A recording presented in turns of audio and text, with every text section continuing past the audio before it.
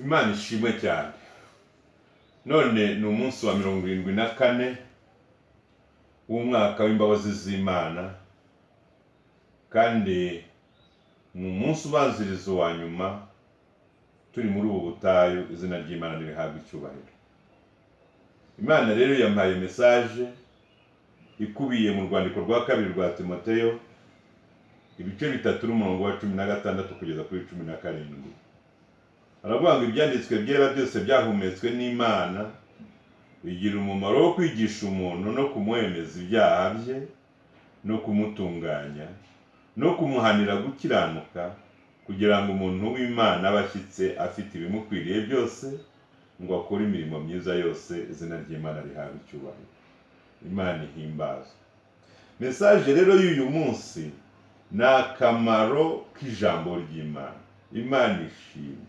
Imana ihimbazwe ko yadusigiye ijambo turi muri ubu butayu, ikadusigira ijambo ryitwa ijambo ry'Imana, umuyobozi wacu utuyoboye ku munsi ku munsi.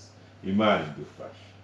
Ubundi ijambo ry'Imana niryo rituyobora, kirazira ngo urijye imbere. Iyo rigiye imbere riraguhutaza, kandi iyo rigiye inyuma riragusiga wananiwe.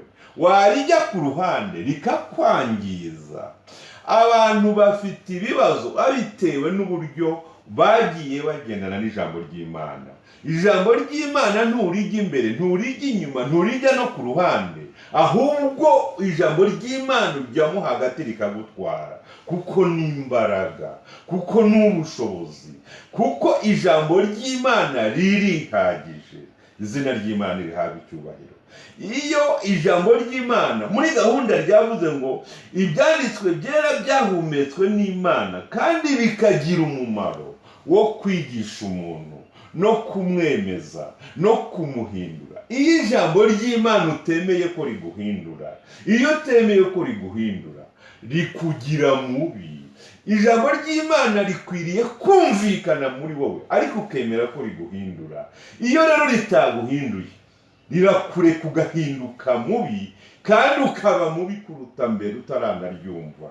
Imana idufashe. Emera rero riguhindure, emera rikuyobore, emera urigenderemo, woye kujya ku ruhande, woye kurijya imbere ngo uritange imbere, woye kurijya inyuma ngo rigusige.